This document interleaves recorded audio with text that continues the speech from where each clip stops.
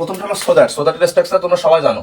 সোদাট plus subject plus কি subject plus can অথবা could plus verb one plus বাকি অংশ। তাহলে we go to the library, আমরা লাইব্রেরিতে যাই। সোদাট মানে যাতে বা উদ্দেশ্য, আমরা লাইব্রেরিতে যাই কি করতে, বই পড়তে যাই, তাই না? তাহলে এখানে গঠন যে সাবজেক্ট ওই এখানে যেটা আছে সেটা ওই, আর এখানে গো ভার্ব 1 নম্বর, তাই ক্যান এখানে 2 নম্বর হলে কুড।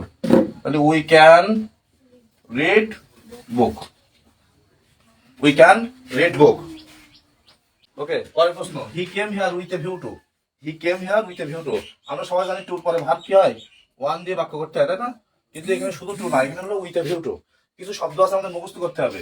এই যে look forward to, with a view to, look forward to, with a view to, devoted to, অ্যাকুস্টম to, addicted to, be used to, dedicated to, আরো আছে dedicated to, habituated to, get used to. এরকম যদি কোনো two থাকে তাহলে সেটুর পরে সবসময় ING করতে হয়। কি হয়? আইএনজি করতে হয়। তাহলে আমাদের প্রথম অবস্থায় যে টুর পরে ভার্ব ওয়ান হয় সবাই জানি, কিন্তু আমাদের দেখবো যে টুর আগে আমাদের এই শব্দগুলো আছে কিনা। যদি থাকে তখন আমরা ভার্বের সাথে আইএনজি যোগ করবো, করে বাকি অংশটাও গঠন করবো। এখানে কোনো সাবজেক্ট লাগবে না, কোনো সাবজেক্ট ছাড়াই আমরা এখানে হবে। তাহলে হি কেম হিয়ার, সে এখানে এসেছিল। উইথ এ ভিউ টু মানে হলো উদ্দেশ্য, সেইখানে এসেছিল কি উদ্দেশ্য, আমরা বাংলা অর্থের সাথে মিলে একটা বাক্য দিতে পারি। সেইখানে এসেছিল কি কোনো কিছু দেওয়ার জন্য, কোনো কিছু নেওয়ার জন্য, বা সাহায্য পাওয়ার জন্য, হ্যাঁ, যে কোনো একটা কিছু লিখতে পারি আমরা। He came here with a view to, কি লিখতে পারি আমরা, বাইং লিখতে পারি, বাইং সাম বুক, সাম কি লিখবো, ফুড, ফুড লেখো। সেইখানে এসেছিল কি কিছু খাদ্য কেনার জন্য। সেইখানে এসেছিল with a view two getting help, সহযোগিতা পাওয়ার জন্য, তাই না? তাই না? হি কেম হিয়ার, সেখানে এসেছিল with a view two inviting me, আমাকে নিমন্ত্রণ করার জন্য, তাই না? পারবো তো আমরা, না? তাহলে আমাদের এই শব্দগুলো মুখস্থ হয়ে গেছে সবার। লুক ফরওয়ার্ড টু, তারপরে কি with a view to, অ্যাকুস্টম to, devoted to, be used to, addicted to, তাই না? এবারে হ্যাবিচুয়েটেড টু আছে, ডেডিকেটেড টু আছে, হ্যাঁ। আচ্ছা, এরপর হলো উড ইউ মাইন্ড। এখন উড ইউ মাইন্ডের পরে আমরা সবসময় ভালোর সাথে আইনজি যোগ করতে হয়, আর শেষে জিজ্ঞাসা চিহ্ন 100% কম্পালসারি। জিজ্ঞাসা চিহ্ন না দিলে হবে না, কারণ দেখো এখানে সাবজেক্টের আগে আছে না ভার্ব, সাবজেক্টের আগে অক্সিলারি ভার্ব হলে তারপর কি জিজ্ঞাসা চিহ্ন অবশ্যই দিতে হবে। তাহলে উড ইউ মাইন্ডের পরে ভালোর সাথে আইনজি দেবো। কাউকে কোনো কিছু প্রস্তাবনা দিতে গেলে আমরা উড ইউ মাইন্ড ব্যবহার করি, তাই না? তুমি কি এটা করতে চাও বা এটাকে করবা, এরকম যখন অর্থ প্রকাশ করলে তখন কি would you mind, would you mind going to market, তুমি কি বাজারে যেতে চাও, তুমি কি বাজারে যেতে চাও, জিজ্ঞাসা দিতে হবে, না দিলে হবে না। আচ্ছা, এরপরে আমরা এখানে আরো অনেক কিছু দিতে পারি, সেটা আমাদের মানে অর্থ অনুযায়ী দেবো। আমাদের যখন কোনো প্যাসেজ আকারে আসবে বা কোনো একটা বিষয় আলোচনা থাকবে তখন সেই বিষয় রিলেটেড দেবো, ঠিক আছে?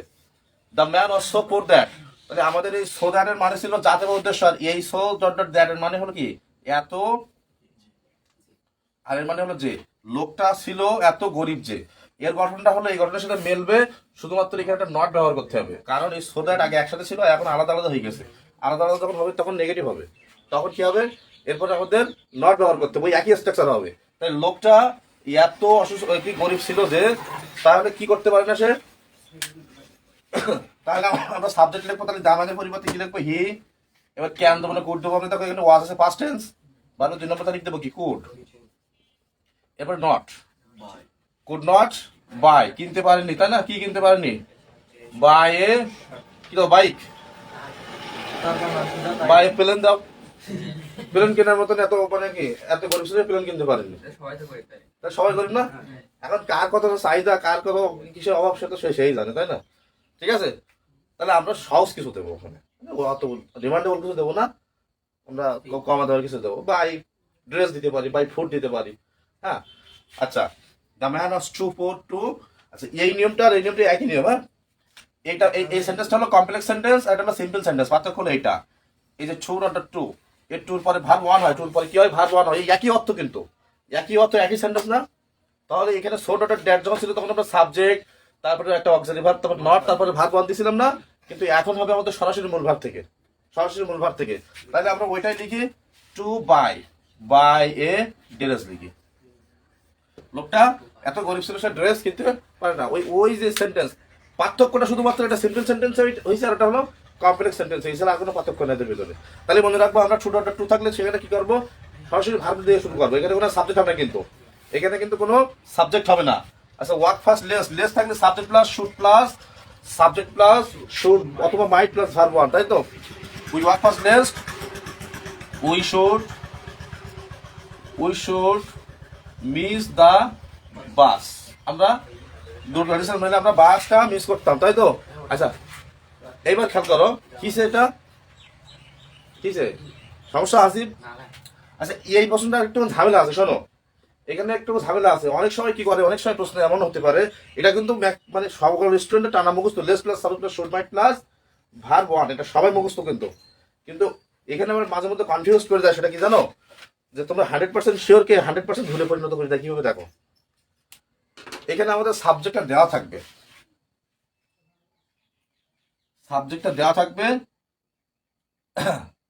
লেস্ট, এখানে সাবজেক্টটা দেওয়া থাকবে দ্য ট্রেন, এরপরে কি হবে, we walk fast less the train, তারপরে কি হবে। তাহলে আমাদের একইভাবে আমাদের সবার মুখস্থ থেকে লেস থাকলে subject plus should mite plus verb one. তো এখানে আমাদের যেহেতু লেস্ট আছে, সাবজেক্ট দেওয়া আছে, তাহলে should mite plus verb one, তাহলে আমরা সবাই মারবো কি শুড মিস, অ্যান্সার শুধু এইটুকু দেওয়া থাকবে। মনে করো 4টি অপশন থাকবে, শুড মিস, কুড মিস, শুধু মিস, আর একটা হলো শুড বি মিসড। হ্যাঁ, এখানে আমাদের দেখতে হবে, এখানে কিন্তু এই সাবজেক্টটা কিন্তু এখানে কিন্তু বস্তুবাচক, মানে এ কিন্তু কাজ করতে পারবে না, প্যাসিভে আসছে এখানে। আমরা এখানে দ্রুত হেঁটেছিলাম, নইলে ট্রেনটা আমরা মিস করতাম, তাই না। তাহলে সাবজেক্ট তখন কিন্তু উই দেওয়া ছিল, কিন্তু এখন এই যে অবজেক্ট ওই সাবজেক্ট হিসেবে ব্যবহৃত হচ্ছে। তাহলে এক্ষেত্রে আমাদের অ্যান্সার হবে the train should be missed, should be plus ভি3, শুড বি মিসড। কেন মিসড হলো কে বলতে পারবা? আমরা তো সব জানি যে শুড প্লাস ভার্ব ওয়ান, তাহলে বি মিসড কোন জায়গাতে আসলো? বি মিসড হলো প্যাসিভ অনুসারে, তার কারণ এই ট্রেন কি মিস করবে, এই ট্রেন মিস করবে, ট্রেনটা আমরা মিস করব। বাট এখানে আমরা কথাটা এখানে নেই, এই ক্ষেত্রে এখানে আমাদের এই সাবজেক্ট হিসেবে যখন ওই অবজেক্টটা চলে আসে, এটা তো প্যাসিভ হয়, তখন আমাদের এই ক্ষেত্রে এটা হবে কিন্তু, তাই না। আমরা কিন্তু পরীক্ষার হলে এগুলো মানে খেয়াল করি না, যে আমাদের যখন লেস্টের নিয়ম থেকে মানে খুব অতি উৎসাহে আনন্দে লিখে দেয় যেখানকে বাদে। দোয়াল তো পরবর্তী নিয়ম, দোয়াল তো মানে কি যদিও, দোয়াল তো মানে যদিও, দোয়াল তো যখন থাকবে কোনো সেন্টেন্সে, এর প্রথম অংশে যে অর্থ প্রকাশ করবে, পরবর্তী অংশে তার বিপরীত অর্থের একটা বাক্য দেওয়া লাগবে, পরবর্তী অংশে বিপরীত অর্থ।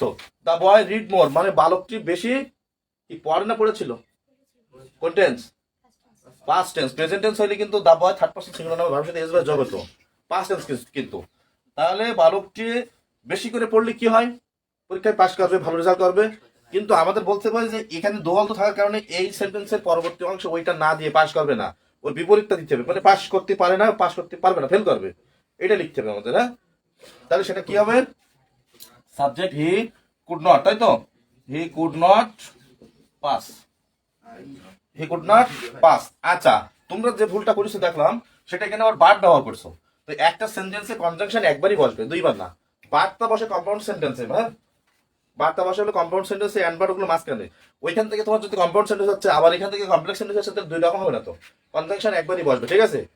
আচ্ছা, unless you read more, unless মানে কি ইফ নট, যদি না তুমি কি বেশি করে পড়ো, অর্থাৎ তুমি যদি বেশি করে না পড়ো, তখন যে কোনো সেন্টেন্স যদি আনলেস থাকে, তার স্ট্রাকচারটা আমাদের এভাবে হতে পারে।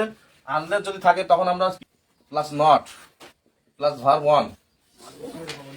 এবার খেয়াল করো, আনলেসের পরে কিন্তু অ্যাফার্মেটিভ, এটা একটা মাথায় রাখো, আনলেসের পরে কিন্তু অ্যাফার্মেটিভ, আনলেস যেখানে থাকবে তার পরবর্তী অংশটা কিন্তু অ্যাফার্মেটিভ হবে। আর ওর পরের অংশ হলো সাবজেক্ট প্লাস ক্যান অথবা will plus not plus verb one. তাহলে আমাদের এখানে আছে আনলেসের পরে দেখো ইউ রিড মোর, এখানে কিন্তু কোনো নট নেই, আছে নেই। তাহলে তুমি যদি বেশি করে না পড়ো, তাহলে কি হবে, ইউ, এখানে সাবজেক্ট ইউ আছে, আমরা ইউ দিতে পারি, এবার ক্যান দিতে পারি, আমরা ইউ ক্যান নট লিখতে পারি এভাবে। অথবা যদি সংক্ষিপ্ত ভাবে দেয়, তাহলে সংক্ষিপ্ত কি একটা এন টি, ডবল এন না, এটা তোমরা ট্যাগ কোশ্চেনে শেখা উচিত ছিল। মানে আমরা ট্যাগ এন কমাটি হলো ক্যানের ক্ষেত্রে একটা এনই হবে। অথবা ইউ ক্যান নট, বেশি করে না বললে ইউ ক্যান নট পাস, তুমি পাস করতে পারবা না। তাহলে এখানে আমাদের যে জিনিসটা আমি বলছি, এটা একটু খেয়াল করো, এই প্রশ্নটা আবার এভাবে আসে, এই প্রশ্নটা আবার এভাবে আসে, দেখো যেটা তোমরা ভুল করবা, you can not pass unless, এবার কি করবা, আনলেস তো এতক্ষণ দেখছো এখানে হয়েছে, এবার এখানে হয়ে গেছে, কি করবা তাহলে পরবর্তী অংশ বলো তো ওর অ্যান্সারটা কি হতে পারে? হ্যাঁ, ইউ রিড মোর, নট দেবা না? হ্যাঁ, এটা বুঝতে হবে যে আনলেস এর পরবর্তী অংশ কিন্তু সবসময় অ্যাফার্মেটিভ হবে, এখানে নট হবে না, কারণ আনলেস এর ভিতরে নট আছে। তাহলে আমাদের ইউ ক্যান নট পাস, তুমি যদি পাস করতে পারো না unless you read more, subject দেওয়া লাগবে ইউ রিড মোর। ওকে, বোঝা গেছে? তাহলে লেস্টের নিয়ম আমাদের ঝামেলা ছিল কিন্তু লেস্টের নিয়মটা দিয়ে। ক্লিয়ার এটা? ওকে, ঠিক আছে তাহলে।